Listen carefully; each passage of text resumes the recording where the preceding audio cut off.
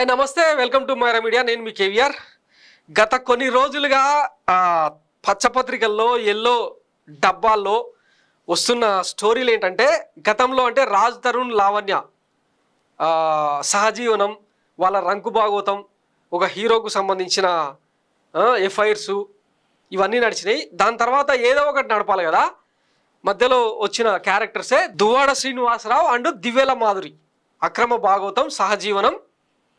వాళ్ళ భార్య బిడ్డలు పోయి ఈయన ఇంటి ముందర ధర్నా చేస్తే ఇవన్నీ సెంటర్ ఆఫ్ అట్రాక్షన్ స్టోరీస్ అనమాట సో దాని తాలూకు పరిణామం ఏంటంటే వైసీపీ ప్రజాప్రతినిధులు అందరూ కూడా లంగలు లఫంగలు అక్రమ సంబంధాలు పెట్టుకునేటోళ్ళు మహిళలను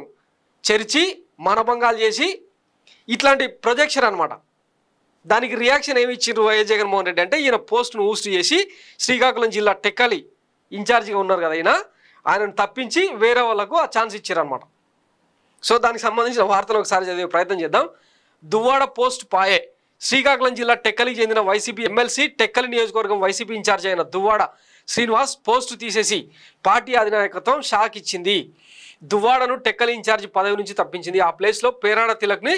కొత్త ఇన్ఛార్జిగా నియమించింది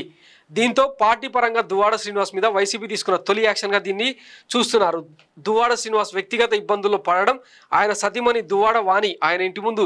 ఆందోళన చేయడం మరో మహిళతో సాన్నిహిత్యంగా ఉంటున్నారన్న ఆరోపణలు రావడంతో వైసీపీ పూర్తిగా ఇరకాడంలో పడింది దీన్ని ఆసరాగా చేసుకుని టీడీపీ సోషల్ మీడియా యాక్టివిస్టులు వైసీపీని బద్నాం చేసే విధంగా వ్యవహరించడంతో వైసీపీ అలర్ట్ అయింది దువ్వాడను ఎమ్మెల్సీ పదవికి రాజీనామా చేయమని కూడా పార్టీ ఆదేశించినట్లు వార్తలు వచ్చాయి అయితే దువ్వాడ ఎమ్మెల్సీగానే కొనసాగుతున్నారు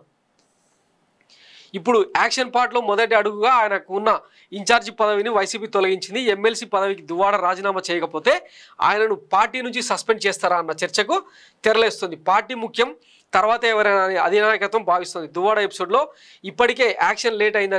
అని కూడా అంటున్నారు ఇవన్నీ చూస్తుంటే వైసీపీకి దువ్వాడ దూరం అవుతారా లేక ఆయనను దూరం పెడతారా అన్నది మరికొద్ది రోజుల్లో తేలిపోనుంది అంటున్నారు దువ్వాడ ప్లేస్లో కొత్త ఇన్ఛార్జిగా నియమితుడైన పేదాడ తిలక్ 2019 ఎన్నికల్లో టెక్కల్ నుంచి వైసీపీ ఎమ్మెల్యేగా పోటీ చేసి ఓడిపోయారు ఇటీవల జరిగిన ఎన్నికల్లో శ్రీకాకుళం ఎంపీగా పోటీ చేసి పరాజయం పాలు అయ్యారు అయితే ఆయన కూడా దువ్వాడ కులస్తుడు కావడంతో పాటు సామాజిక సమీకరణలు అన్నీ చూసుకునే మీదటే వైసీపీ ఈ నిర్ణయం తీసుకుందని అంటున్నారు సో పచ్చపత్రికల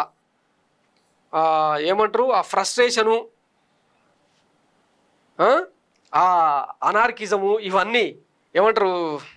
పైశాచికానందం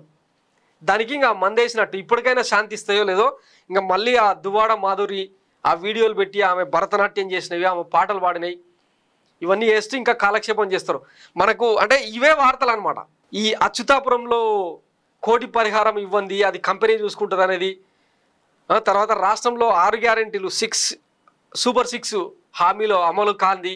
ఇవన్నీ మనకు వార్తలు కావు కేవలం చంద్రబాబు సంపద సృష్టి అమరావతి భాగోతాలు ఆ జంగిల్ క్లియరెన్సు ఇవి మాత్రమే వార్తలు అనమాట వీటి నుంచి డైవర్ట్ చేయడం కోసం ఇట్లాంటి దువ్వాడ దువ్వుడులు మాధురుడు గోకుళ్ళు ఇవి చెప్పుకుంటా పోదాం అనమాట ఏం కర్మ పట్టింది ఆంధ్రప్రదేశ్కు సో 164 సీట్లు ఇచ్చిన పాపానికి జనం ఇట్లాంటి వార్తలు విని తరించాల్సిన దుస్థితి ఏర్పడింది అనమాట